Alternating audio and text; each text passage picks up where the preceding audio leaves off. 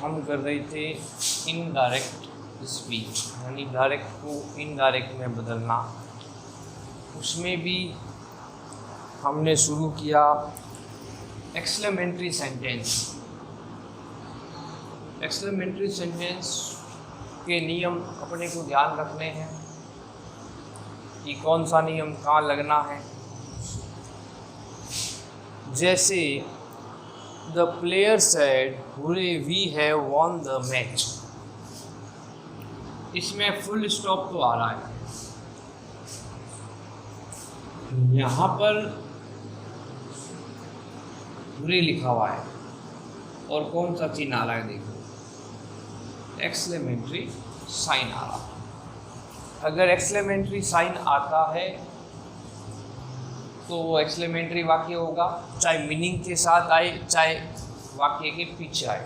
अलग अलग तरह के वाक्य हैं इसके, दो तरह के।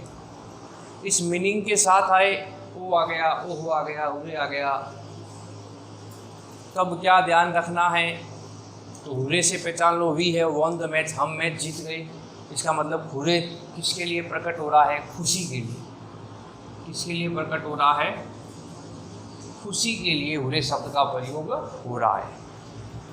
तो खुशी के लिए हो रहा है तो हम क्या करेंगे, सबसे पहले द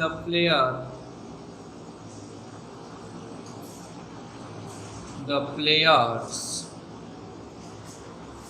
जब सैड के स्थान पर एक्सक्लेमेटरी वाक्य में अपने को याद रखना है, एक्सक्लेम्ड लिखना है, एक्सक्लेम्ड लिखना है, याद कर लो,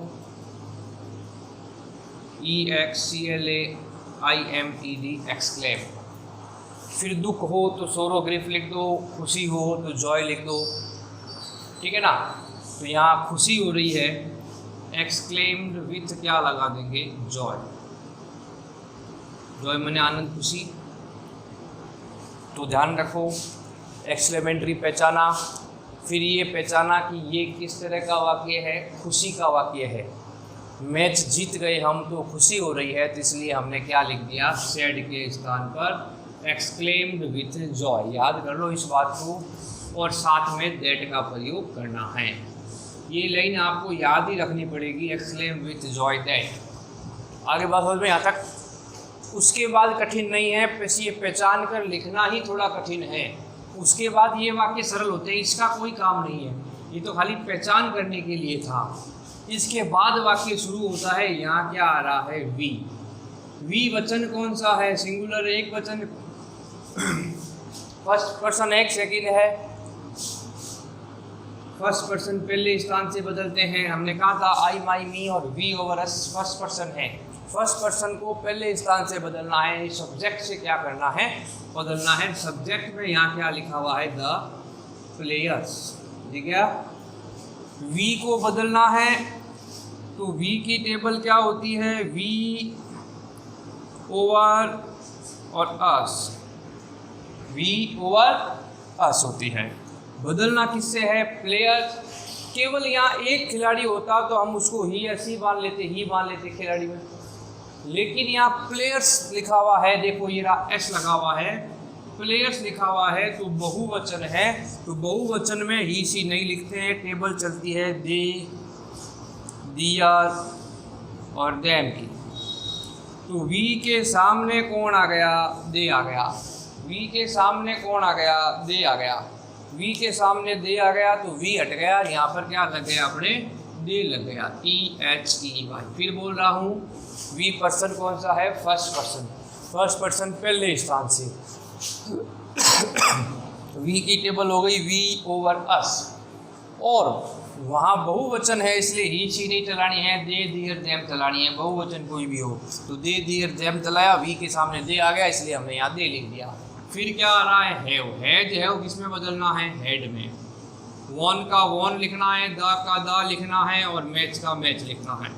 बाकी उतारना है, कुछ नहीं किया है। एक हमने दे को बदला है, एक हेड को बदला है, और एक्सक्लेम्ड विथ जॉय हमने लगाया है। याद यही रखना है कि एक्सक्लेम्ड के वाक्य की पहचान करना, फिर वो खुशी है, दुख है या पता नहीं लग रहा, उस हिसाब से वाक्य को बनाना। फिर आपको परिवर्तन जो प्रोनाउन संबंधी करने हैं वो जरूरी करने हैं। आगे चलें। The girl said how clever I am. पीछे आ रहा है इसमें एक्सक्लेमेटरी साइन। दो तरह के वाक्य बताए थे हमने, इसमें भी दो तरह के हैं पीछे साइन में। तो इसमें पीछे चिन्ह आ रहा है तो वाक्य तो कौन सा हो गया, एक्सक्लेमेटरी हो गया, एक्सक्लेमेटरी वाक्य हो गया। उसमें नहीं आ रहा था, बीच वाक्य के साथ आ रहा था, इसमें पीछे आ रहा है। अब ऐसे वाक्य भी दो तरह के हैं, या तो पीछे नाउन हो या पीछे क्या हो, हेल्पिंग वर्ब हो, पहली बात। और मैं कितनी चालाक हूँ, चतुर हूँ, ये खुशी की बात भी नहीं है और दुख की बात भी नहीं है। तो जहाँ स्पष्ट ना पता लगता हो वहाँ केवल एक्सक्लेम्ड कर दें, विथ जॉय ना लिखें, विथ ग्रीफ ना लिखें। मैं कितनी लकी हूँ, क्लेवर हूँ, यहाँ पर चालाक हूँ, तो ये एक्सक्लेम्ड में आ जाएगा केवल। इसलिए हम यहाँ लिख देंगे द गर्ल एक्सक्लेम्ड दैट। देखो मैं कितनी चालाक हूँ, इसमें कोई खुशी या दुख की बात नहीं है। जहाँ स्पष्ट ज्ञात ना होता हो वहाँ पर केवल एक्सक्लेम लगा के छोड़ दो, द गर्ल एक्सक्लेम दैट, इतना ही लगाया।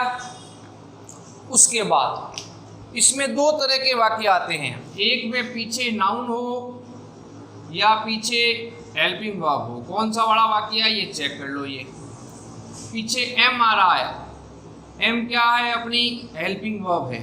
पीछे हेल्पिंग वर्ब वाला वाक्य आता हो तो हेल्पिंग वर्ब एम किसके साथ आ रहा है, आई के साथ आ रहा है। किसके साथ आ रहा है, आई के साथ आ रहा है। आई पर्सन कौन सा है, फर्स्ट पर्सन, जो कि पहले स्थान यानी सब्जेक्ट से बदलना है। तो यहाँ पर अगर हम ये कहें कि हेल्पिंग वर्ब आई के साथ आई, तो आई की टेबल लिख ली, आई, माई और मी।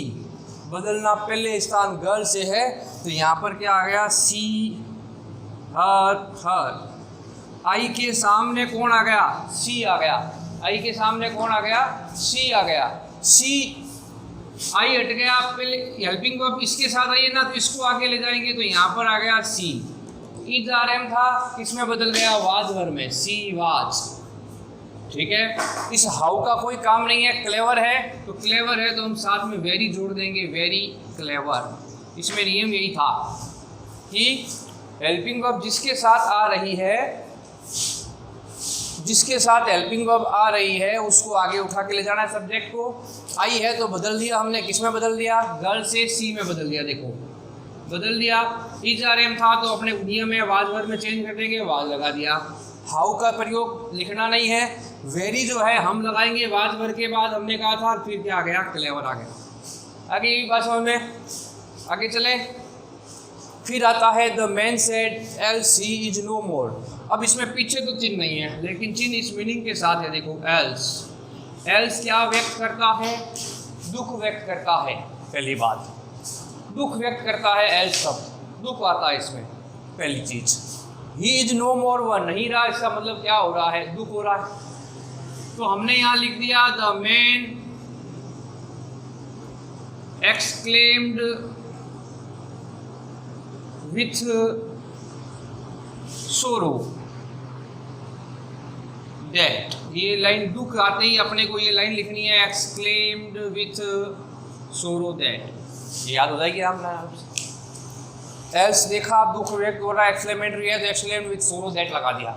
उसके बाद वही वाक्य है, यहाँ पर क्या आ रहा है, ही पर्सन फर्स्ट सेकंड या थर्ड, आप कहोगे ही थर्ड पर्सन, और थर्ड पर्सन को बदलना नहीं है तो ही का ही आ गया।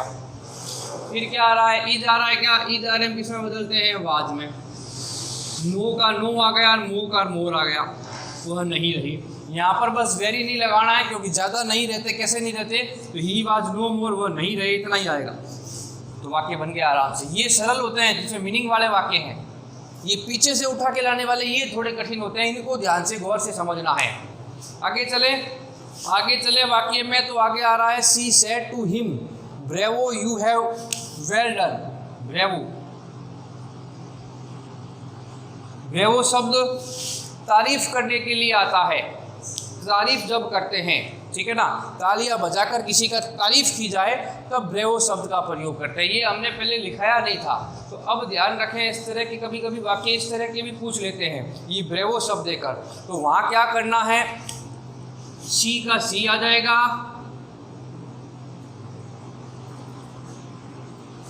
फिर लिख देंगे एप्लाउडेड, सी का सी आ गया, एप्लाउडेड।